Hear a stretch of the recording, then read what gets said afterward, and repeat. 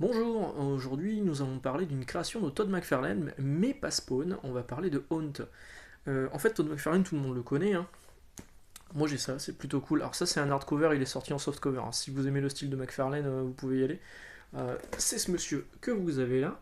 Donc Todd McFarlane, tout le monde le connaît parce qu'il avait explosé sur Spider-Man, il avait réinventé le style de Spider-Man avec ses grands yeux expressifs, la toile spaghetti, enfin il avait complètement révolutionné le style habituel de Spider-Man. Et il avait démarré sur Hulk, il avait fait d'autres choses, sur Khazar, on voit des trucs plutôt cool là-dedans. Hop, du Khazar. Et donc il avait explosé sur Spider-Man à tel point que Marvel lui a confié sa propre série Spider-Man où il était scénariste et dessinateur. Parce qu'avant il était avec Michelini, donc c'est les tomes qui sont en icons ici.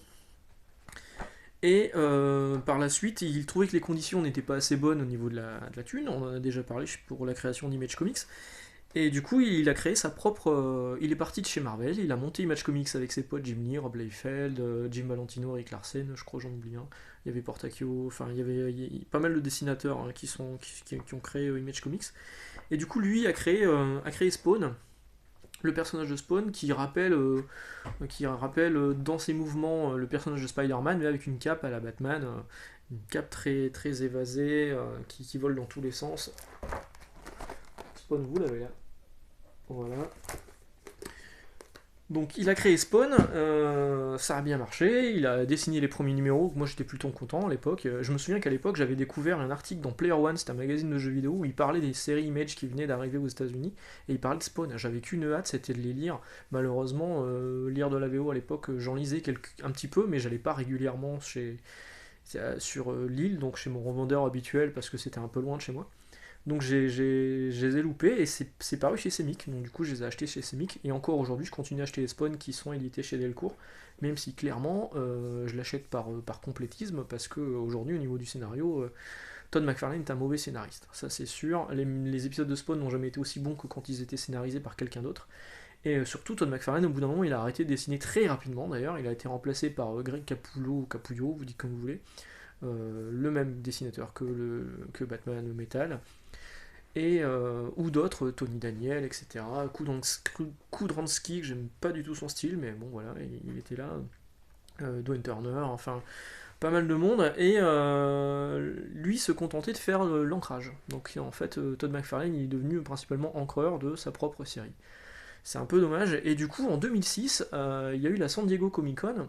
Il y avait un panel où Todd était sur scène et prenait des questions du public. Il prend une question du public.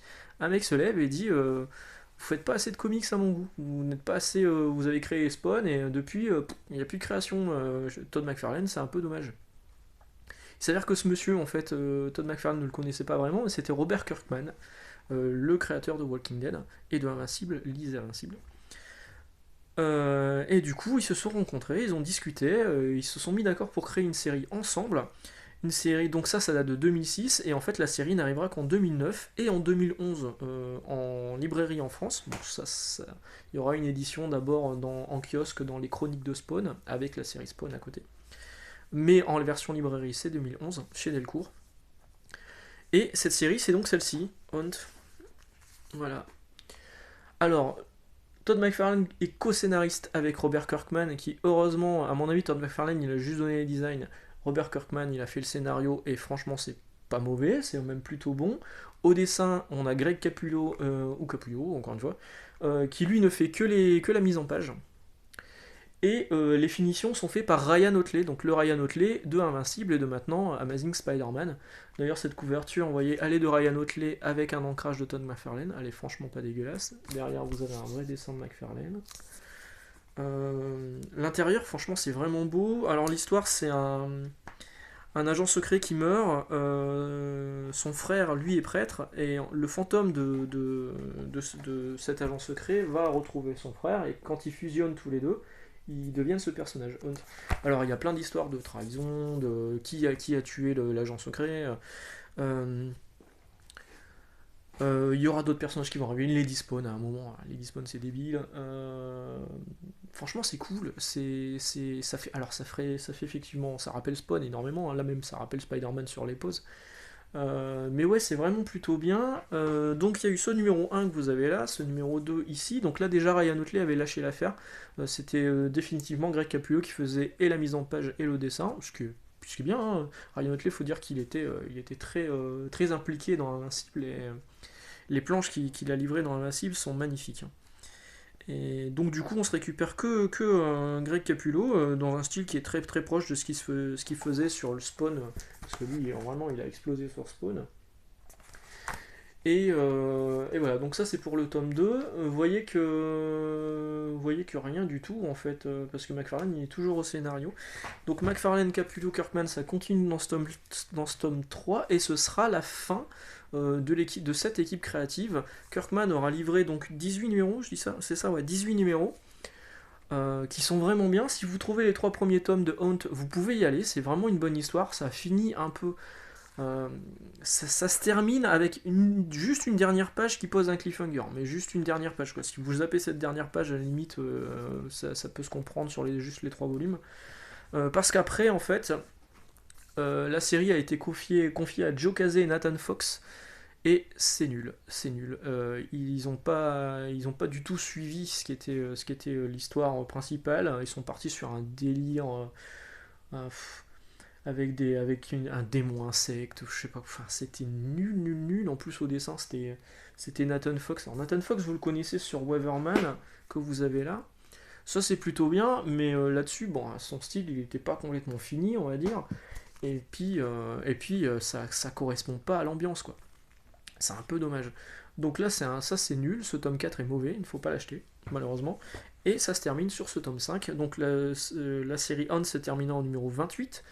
Le dernier numéro, donc vous voyez, c'est toujours Joe Casey et Nathan Fox. Le dernier numéro, il sera aussi en partie dessiné par Todd McFarlane, mais dans un style, franchement, il en avait rien à faire. À mon avis, il faisait la méthode Liefeld. Il devait dessiner sur sa bagnole en attendant que le feu passe au vert.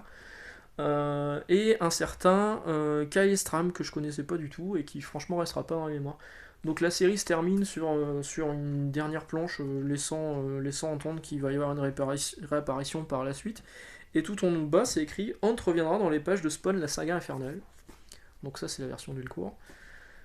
Effectivement, il revient dans ce numéro de Spawn, la saga infernale, le 6ème. On le voit en couverture. La couverture, elle est vraiment cool, hein. Là, c'est une vraie couverture de McFarlane, du coup. Mais alors, l'intérieur, c'est Kudransky, c'est moche. Qu'est-ce que j'aime pas son style, c'est incroyable.